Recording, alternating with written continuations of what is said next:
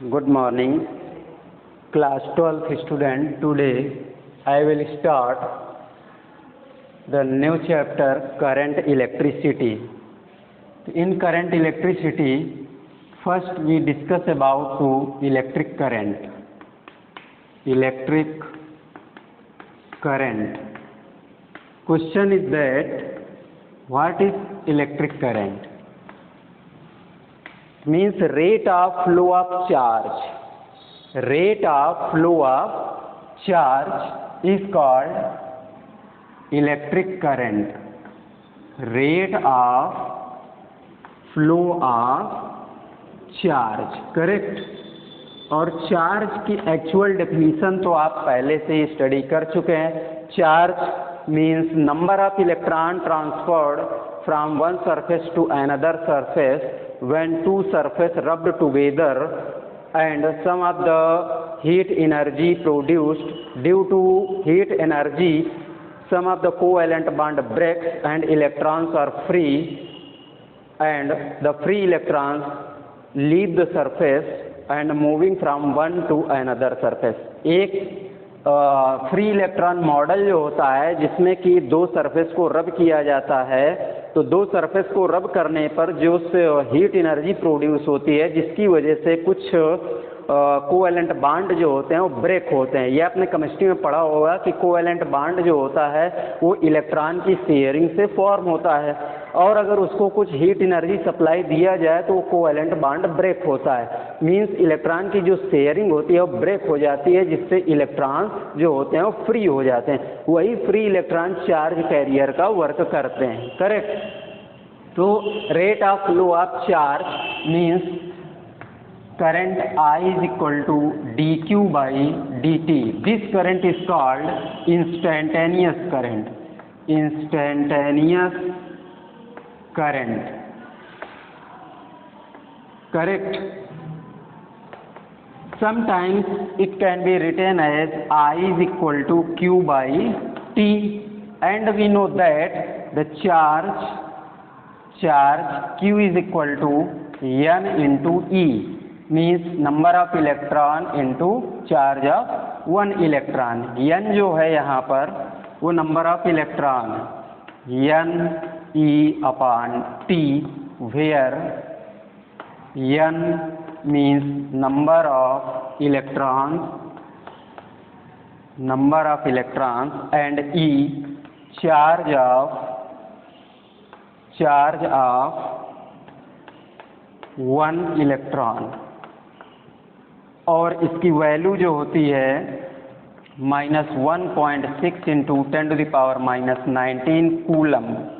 T time, किस time पर ये इलेक्ट्रॉन एक सरफेस से दूसरे सरफेस में ट्रांसफ़र हो रहे हैं, वो पर्टिकुलर टाइम टेकन जो है वो है आपका ये टाइम। ये है electric current. Now next topic, current density. Current density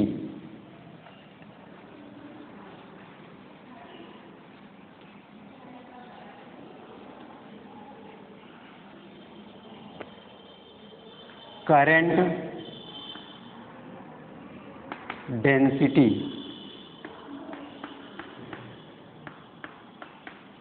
अब ये करंट डेंसिटी क्या है? बहुत छोटी छोटी डेफिनेशन है, ओरल चैप्टर है ये।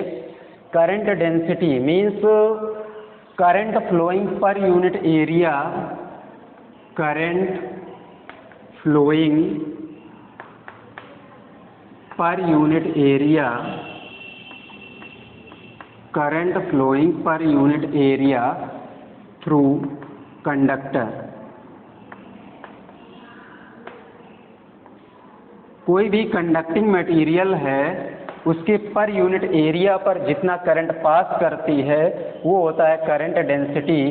Current density J this equal to I upon A, ampere per metre square. इसका यूनिट होता है एम्पियर पर मीटर स्क्वायर। तो ये है current density.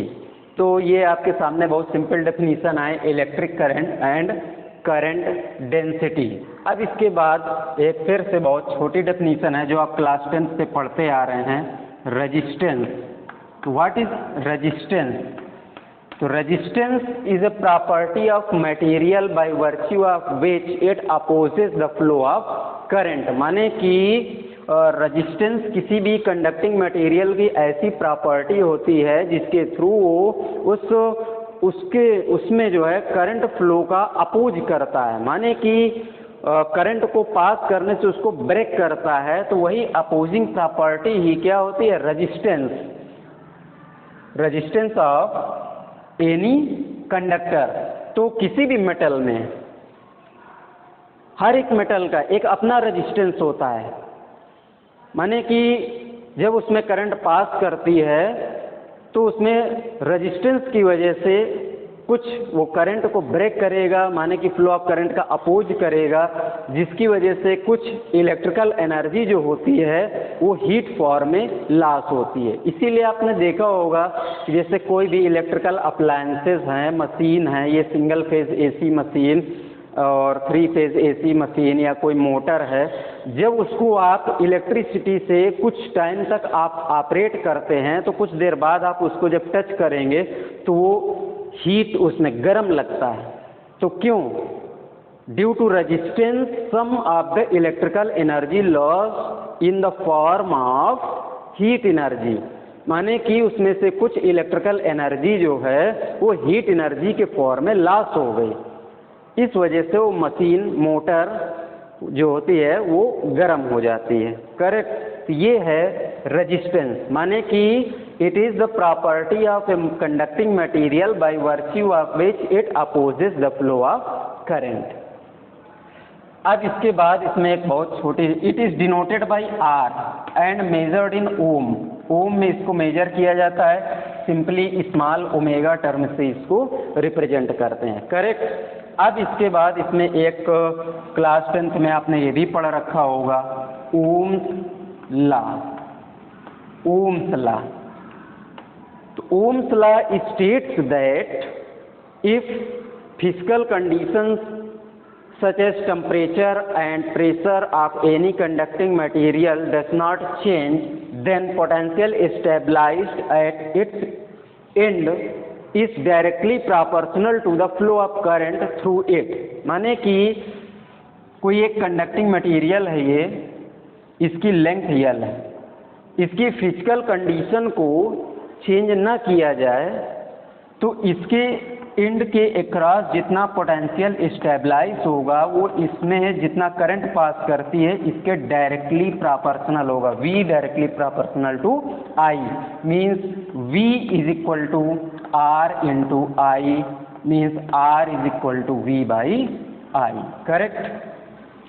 R is a constant, R is a constant and is called resistance and is called resistance। Correct? माने कि R यहाँ पर एक कांस्टेंट है और इसी को हम रेजिस्टेंस बोलते हैं, और ये रेजिस्टेंस वही है माने कि property of material which opposes the flow of current measured in ohm denoted by omega. Correct? तो ये है ओम्स लॉ। और इसका अगर ग्राफ ड्रा किया जाए, ये पोटेंशियल वर्सेस करंट, तो इसमें आप देख रहे हैं कि potential is directly proportional to electric current. Means जितना आप पोटेंशियल बढ़ाएंगे उतना ही करंट बढ़ेगी। Means at time t equal to 0 if V and I both are the 0 then graph is a straight line. ये इस तरह का मिलेगा। बट ये कोई भी इलेक्ट्रिकल मशीन, मोटर जो भी हैं, चाहे वो जनरेटर हो, मोटर हो या कोई इलेक्ट्रिकल अप्लायंस हो, कोई भी इलेक्ट्रिकल अप्लायंस या इलेक्ट्रिकल मोटर जो होती है वो इस ओम्स लॉ को फॉलो नहीं करती है। माने कि ये एक तरह से अगर देखा जाए तो यूनिवर्सल लॉ नहीं हुआ आपका, क्योंकि कोई अप्लायंस इसको फॉलो ही नहीं करता है। बट अगर उस अप्लायंस का हमें रेजिस्टेंस फाइंड करना है तो हम इसी से फाइंड करेंगे। फार्मूला हमारे लिए है ये R is equal to V upon I।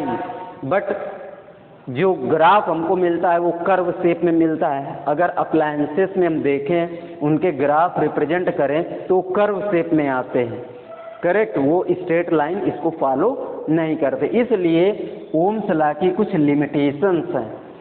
कुछ ऐसे पर्टिकुलर सर्किट जिनमें V और I का रेशियो जो होता है वो कांस्टेंट होता है। तो अगर V और I का रेशियो कांस्टेंट है तो उस सर्किट को हम बोलते हैं ओमिक सर्किट, ओमिक सर्किट।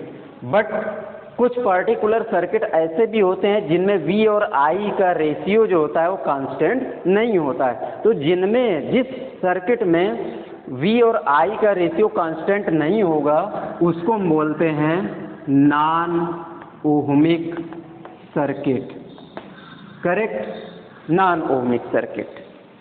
तो इस तरह से ये रेजिस्टेंस, ओम्स लॉ, इसकी डेफिनीशंस ये छोटी छोटी हैं, इनको आप स्टडी करेंगे। अब आइए इसमें स्पेसिफिक रेजिस्टेंस।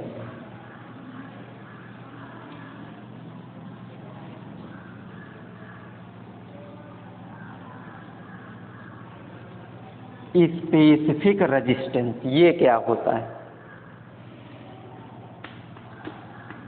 स्पेसिफिक रेजिस्टेंस और रजिस्टिविटी, इसी को बोलते हैं रजिस्टिविटी, करेक्ट। स्पेसिफिक रेजिस्टेंस और रजिस्टिविटी, इसको देखिए दो तरह से हम डेराइव करेंगे। एक्चुअल में इसकी डेफिनीशन हम उसी डेरिवेशन से ही फाइंड कर लेंगे। तो स्पेशली जो किसी भी कंडक्टिंग मटेरियल के यूनिट लेंथ पर हम जो रेजिस्टेंस मेजर करते हैं वो यूनिट लेंथ पर मेजर किया गया रेजिस्टेंस जो है उसी को हम स्पेसिफिक रेजिस्टेंस या रजिस्टिविटी बोलते हैं। ये किसी भी पर्टिकुलर मटेरियल के लिए कांस्टेंट होता है। जैसे कॉपर मटेरियल है, कॉपर मटेरियल के लिए कांस्टेंट होगा, एल्युमिनियम है उसके लिए कांस्टेंट होगा अलग, मान लीजिए आयरन है उसके लिए अलग कांस्टेंट होगा, गोल्ड है, सिल्वर है, हर एक मेटल के लिए ये जो स्पेसिफिक रेजिस्टेंस होता है वो कांस्टेंट होता है। रेजिस्टेंस तो चेंज होता है लेंथ के अकॉर्डिंग, उसके एरिया के अकॉर्डिंग। रेजिस्टेंस तो उस कंडक्टिंग मटेरियल का चेंज होता रहेगा। अगर उसी सेम मटेरियल के लेंथ को हम स्ट्रेच करते जा रहे हैं, लेंथ को बढ़ाते जा रहे हैं, एरिया को घटाते जा रहे हैं तो उसका रेजिस्टेंस में वेरिएशन आएगा। मीन्स रेजिस्टेंस लेंथ के अकॉर्डिंग इंक्रीज करता जाता है और जितना एरिया डिक्रीज होगा उसी के रेशियो में रेजिस्टेंस डिक्रीज भी होता जाता है। माने कि एरिया डिक्रीज होगा तो रेजिस्टेंस बढ़ेगा, लेंथ इंक्रीज होगी तो भी रेजिस्टेंस बढ़ेगा। और अगर एरिया बढ़ता है लेंथ कम होती है उस कंडीशन पर रेजिस्टेंस डिक्रीज करता है, करेक्ट। बट स्पेसिफिक रेजिस्टेंस जो होता है वो कांस्टेंट होता है। तो देखिए यहाँ पर क्लास 10th में आपने इस तरह से पढ़ा होगा, resistance of a conducting material is directly proportional to length of conductor and inversely proportional to the area of conductor। आपके जो स्विच बोर्ड बनाए जाते हैं तो स्विच बोर्ड में आपने देखा होगा जो प्लग लगाने के लिए पिन होता है उसमें नीचे वाले दो होल जो होते हैं वो दोनों स्मॉल एरिया के होते हैं, लेकिन उसके ऊपर एक तीसरा होल होता है उसका एरिया मीन्स डायमीटर ज़्यादा होता है। वो इसलिए कि वो अर्थिंग होता है, ग्राउंडेड, करेक्ट। तो जब हम 3 पिन का प्लग लगाते हैं तो उसमें क्या होता है कि अगर कहीं से सर्किट डैमेज है तो ज़्यादा से ज़्यादा चार्ज यानी करंट वो ग्राउंडेड हो जाए और बॉडी को शॉक ना लगे, माने कि बॉडी के लिए डेंजरस ना हो वो, इसलिए उसका एरिया बढ़ा देते हैं। एरिया बढ़ाने से क्या होता है, रेजिस्टेंस रिड्यूस हो जाता है और जब रेजिस्टेंस रिड्यूस हो जाएगा तो वहाँ पर करंट मैक्सिमम पास करती है, करेक्ट। तो ये जो है जो रेजिस्टेंस होता है, resistance of a conductor is directly proportional to length of conductor and inversely proportional to the area of conductor. By combining these two equations R proportional to L by A। Proportional हटाएंगे तो यहाँ एक constant लिखते हैं rho into L by A, means rho is equal to RA/L, correct. इसको बोला जाता है ओम मीटर, RA/L ओम मीटर। तो ये जो रो आया, इसी रो को हम बोलते हैं स्पेसिफिक रेजिस्टेंस और रेजिस्टिविटी, स्पेसिफिक रेजिस्टेंस और रेजिस्टिविटी, करेक्ट। ये है आपका स्पेसिफिक रेजिस्टेंस। इसको हम दूसरे तरीके से भी एक्सप्लेन कर सकते हैं। कैसे?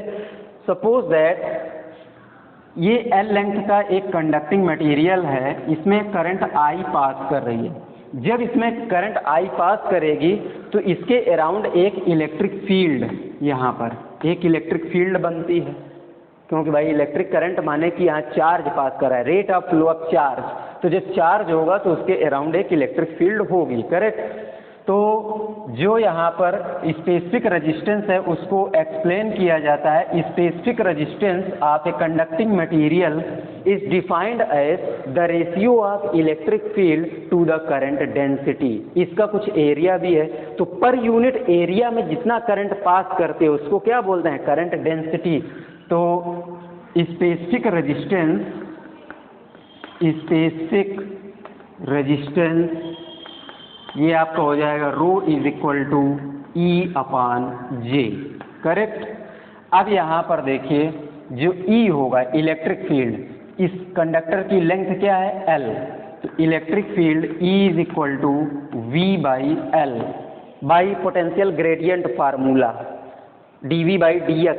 ये होता है intensity of electric field is equal to the potential gradient dV/dx, माने कि change in potential with respect to distance, उसको हम क्या बोलते हैं? Potential gradient. तो यहाँ डिस्टेंस क्या है? L, कंडक्टर की लेंथ आपने L लिया है और इसके एंड्स के अक्रॉस जो पोटेंशियल है वो हो गया आपका ये V, तो V/L ये इलेक्ट्रिक फील्ड हो गई। Current density J is equal to I/A, माने कि current flowing per unit area through this conducting material is called current density and specific resistance is the ratio of electric field to the current density. दोनों की value हम इस equation में put कर दें तो यहाँ से आपको ये मिलता है rho is equal to V/L divide by I/A।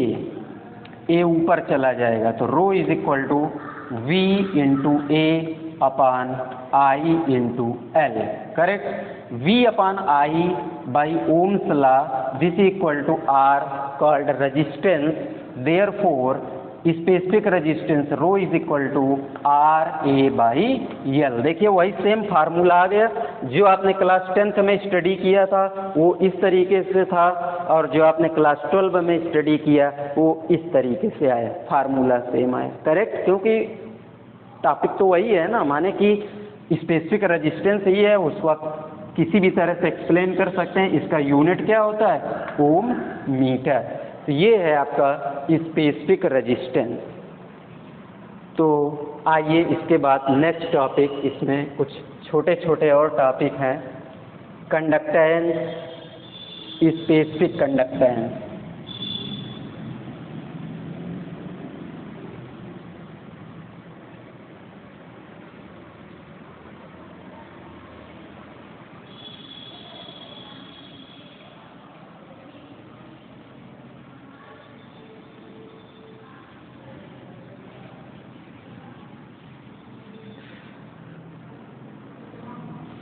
Conductance,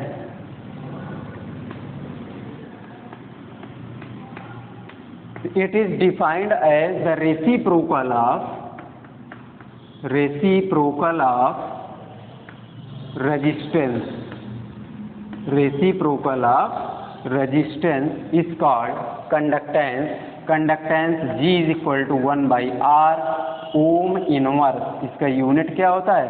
Om inverse. बहुत छोटी सी डेफिनेशन है। इसके बाद आता है स्पेसिफिक कंडक्टेंस। स्पेसिफिक कंडक्टेंस और कंडक्टिविटी। जैसे रेजिस्टिविटी बोलते हैं तो इसको क्या बोलते हैं? स्पेसिफिक कंडक्टेंस और conductivity. It is defined as the reciprocal of specific resistance, correct. माने कि सिग्मा इज इक्वल टू 1/ρ, यहाँ पर अगर वैल्यू पुट कर दें ρ is equal to RA/L, therefore specific conductance sigma is equal to L/R into A, correct. ये है बहुत छोटी छोटी स्मॉल डेफिनेशंस है, इनको आप रीड करेंगे। अब आइए इसमें हम देखते हैं variation in resistance when a conducting wire stretched n times. जैसे अभी आपने स्पेसिफिक रेजिस्टेंस के फार्मूले को डिराइव किया, उसमें आपने लिखा था resistance of a conducting material is directly proportional to the length of conductor. तो कहने का मतलब ये हुआ कि लेंथ जितना इंक्रीज करती जाएगी, जितना बढ़ती जाएगी, उतना ही रेजिस्टेंस बढ़ता जाएगा। तो सपोज दैट एक L लेंथ का हमने वायर ले लिया, उसका इनिशियल रेजिस्टेंस R है। अब उस लेंथ को हमने n टाइम स्ट्रेच किया, उसको खींचा, तो जब लेंथ बढ़ेगी तो रेजिस्टेंस कितना इंक्रीज कर जाएगा, इस चीज को हम फाइंड करना चाहते हैं। माने कि increase in resistance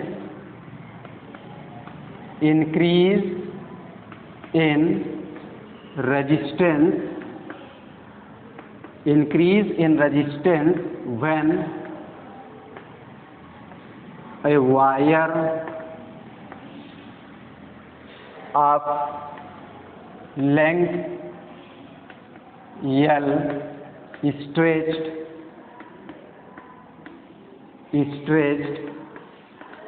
n times, माने कि n टाइम्स से उस वायर को स्ट्रेच किया गया। तो सपोज दैट ये हमने एक वायर टेक कर लिया, इसका रेजिस्टेंस R है, स्पेसिफिक रेजिस्टेंस तो ρ है, इसका लेंथ इसकी L है, और इस वायर का जो एरिया है वो A है, करेक्ट। माने कि a wire of length L, area A, having resistance R and its specific resistance is ρ। तो यहाँ पर आप देख रहे हैं कि इसका जो रेजिस्टेंस होगा R is equal to ρ into L/A। इसको इक्वेशन 1 कंसीडर कर लें। और इस वायर का जो वॉल्यूम होगा, volume V1, this equal to area into length, area into length, ये इसका वॉल्यूम हो गया। अब इस वायर को n टाइम्स स्ट्रेच किया गया, इसको हमने खींचा, तो after stretching volume does not change, क्योंकि मटेरियल तो लॉस नहीं हो रहा है ना। जब तक मटेरियल का लॉस नहीं होगा तब तक वॉल्यूम चेंज नहीं हो सकता है। आप केवल उसकी लेंथ को स्ट्रेच कर रहे हैं, उसको खींच रहे हैं, तो जिस रेशियो में लेंथ बढ़ेगी उसी रेशियो में उसका एरिया कम हो जाएगा। इसका मतलब वॉल्यूम में कोई चेंज नहीं आएगा। तो आफ्टर स्ट्रेचिंग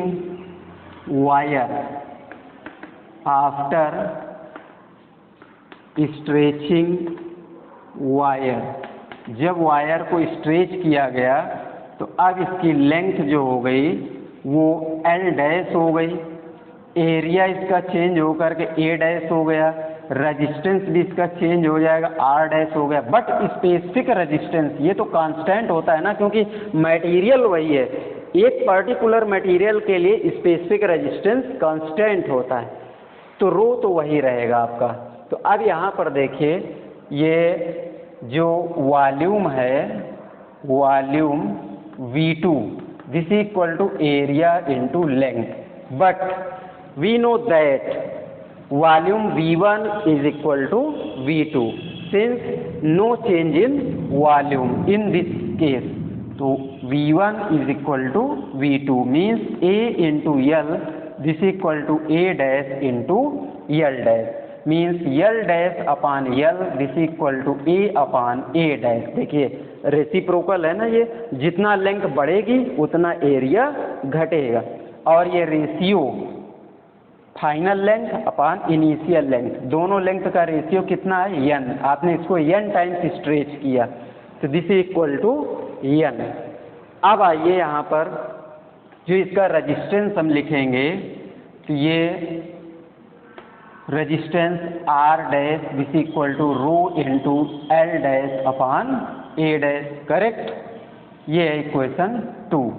अब इस इक्वेशन 2 को इक्वेशन 1 से डिवाइड कर दें तो R dash this equal upon R this equal to ये हो जाएगा rho into L dash upon A dash into A upon rho into L।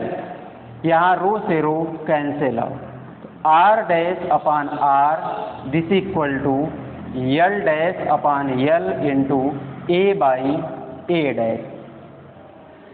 From this equation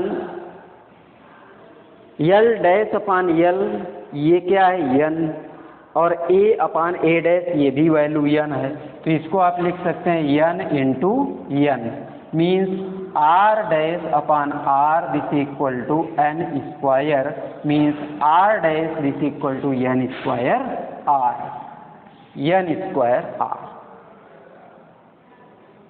तो एक बहुत बेसिक एग्जाम्पल लेकर के आपको ये हम क्लियर कर देना चाहते हैं कि किसी भी वायर की लेंथ को अगर आप n टाइम्स स्ट्रेच करते हैं तो उसका जो रेजिस्टेंस होता है वो n स्क्वायर टाइम्स बढ़ेगा। सपोज दैट यहाँ पर एक बहुत बेसिक एग्जाम्पल लेते हैं, a wire having initial resistance 10 ओम। कोई एक वायर है उसका इनिशियल रेजिस्टेंस कितना है 10 ohm and its length stretch 3 times. इस वायर की लेंथ को हमने 3 गुना खींचा तो 3 टाइम्स जब बढ़ाएंगे तो n की वैल्यू कितना हो गई 3। तो new resistance of this wire R dash this equal to 3 square into 10 means n square into R, तो R dash this equal to 90 ohm, 90 ohm आ जाएगा, माने कि 9 गुना बढ़ेगा। अगर आप लेंथ को 3 गुना स्ट्रेच करते हैं तो रेजिस्टेंस 9 गुना बढ़ेगा, अगर आप लेंथ को 2 गुना स्ट्रेच करेंगे तो रेजिस्टेंस आपका 4 टाइम्स 4 गुना बढ़ जाएगा, करेक्ट। ये है आपका स्ट्रेचिंग वायर। अब इसके बाद जो है हम लोग इसमें एक बहुत छोटा सा एक टॉपिक और देख लेते हैं, colour coding of fixed register.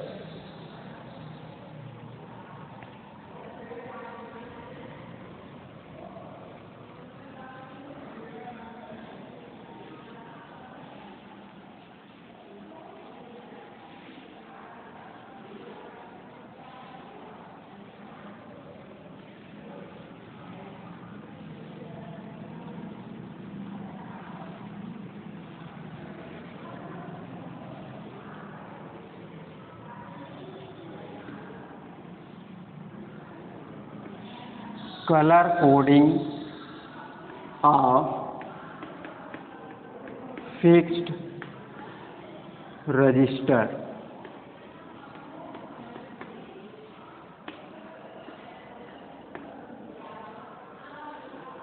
Actual में जो फिक्स्ड रेजिस्टेंसेस होते हैं, रेजिस्टेंस 2 तरह का होता है, fixed resistance and variable resistance. Variable resistance का यूज़ करते हैं, जैसे आपने देखा होगा फैन का रेगुलेटर होता है, उसको आप घुमाते हैं तो उससे क्या होता है, फैन की स्पीड बढ़ती है घटती है।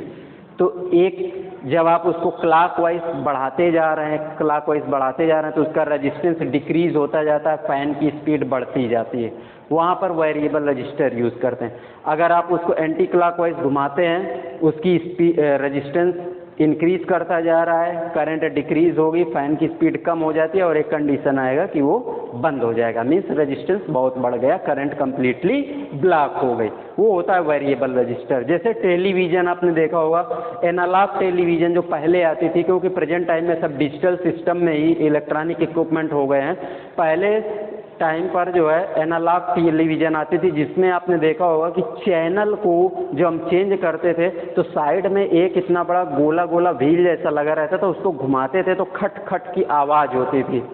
तो वो क्या होता था उसमें एक्चुअल में वही क्या कहते हैं वेरिएबल कैपेसिटर जो है यूज़ करते हैं, करेक्ट। और जो रेडियो जैसे होगा, रेडियो को आप ऑन ऑफ करते हैं, वहाँ भी वेरिएबल रजिस्टर यूज़ करते हैं। लेकिन जहाँ से आप क्या कहते हैं स्टेशन बदलते हैं रेडियो में, डिफरेंट टाइप के स्टेशन 92.3 बिग FM, 92.7 FM, तो वो क्या होता है उसमें ट्यून्ड कैपेसिटर लगाया जाता है, ट्यून्ड वेरिएबल कैपेसिटर, कंडेंसर जिसको सिंपली दुकान वाली भाषा में बोलते हैं, ट्यून्ड वेरिएबल कैपेसिटर लगा होता है।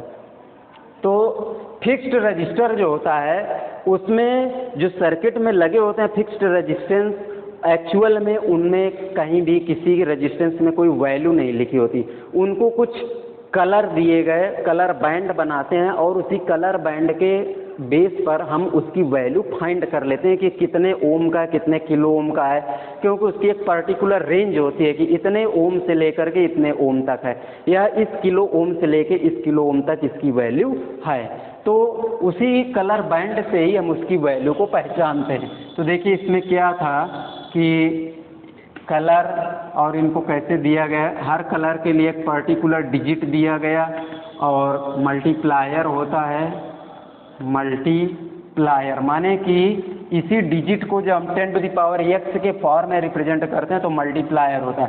टॉलरेंस, टॉलरेंस, टॉलरेंस का मतलब ये होता है एब्सोल्यूट एरर, माने कि difference between practical value and measured value, जो आप क्लास 11th से पढ़ के आए हैं वो टॉलरेंस। तो यहाँ पर ये कलर जो है BROY,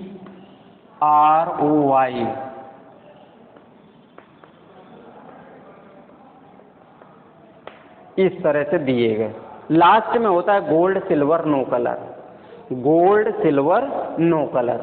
तो ये B जो होता है इसको बोलते हैं ब्लैक, ये होता है ब्राउन, ये होता है रेड, ये होता है ऑरेंज, और ये होता है येलो, ये होता है ग्रीन,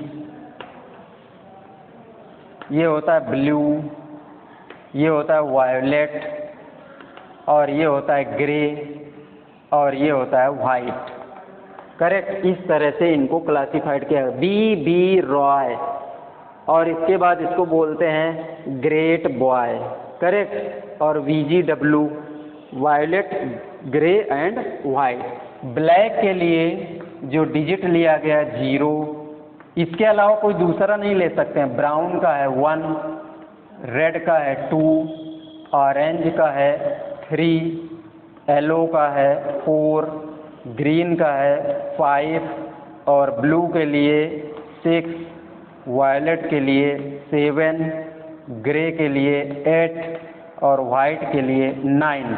और गोल्ड सिल्वर नो कलर के लिए कोई भी डिजिट नहीं लिया गया है। गोल्ड सिल्वर नो कलर यहाँ हमने नहीं लिखा, उनका कोई भी डिजिट नहीं होता है। जब कोई डिजिट नहीं होगा तो उनका कोई मल्टीप्लायर भी नहीं होगा। गोल्ड सिल्वर नो कलर में सिर्फ टॉलरेंस होता है, करेक्ट। तो इसको मल्टीप्लायर में लिखेंगे 10 to the power 0 this equal to 1, ये हो जाएगा आपका 10 to the power 1 this equal to 10, ये हो जाएगा आपका 10 टू द पावर 2, ये है आपका 10 टू द पावर 3, ये है आपका 10 टू द पावर 4, ये है आपका 10 टू द पावर 5, ये है 10 टू द पावर 6, ये है 10 टू द पावर 7, ये है 10 टू द पावर 8, और इसका multiplier 10 to the power 9। Gold के लिए जो टॉलरेंस है ±5% लिया गया। सिल्वर के लिए टॉलरेंस ±10% लिया गया। और लास्ट में होता है नो कलर, नो कलर के लिए टॉलरेंस ±20%। अब इनमें टॉलरेंस क्यों आता है? तो ये आपने सुना होगा ना, जैसे गोल्ड होता है 18 कैरेट, 20 कैरेट, 22 कैरेट, 24 कैरेट, तो सब अलग अलग कैरेट में होता है, तो उसमें क्या कहते हैं, उसके कलर में भी डिफरेंस आता है। जिस तरह उसकी क्वालिटी में डिफरेंस आएगा तो उसके कलर में भी डिफरेंस आता है। तो देखिए इसमें क्या होता है, टॉलरेंस मेजर करने लगते हैं हम लोग, जो है क्या कहते हैं, एब्सोल्यूट एरर के फॉर्म में, करेक्ट। जैसे कोई इम्प्योरिटी मिला दिया गया, उसके कलर में क्या आ गया, कुछ डिफरेंस आ गया।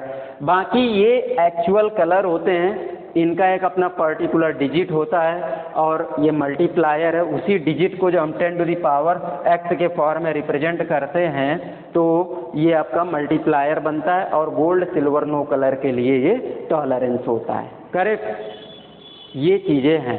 अब इसमें नेक्स्ट वीडियो में हम आपको इसी पर कुछ 1-2 एग्जाम्पल न्यूमेरिकल लेकर के आएंगे और उसको एक्सप्लेन करेंगे। That's all.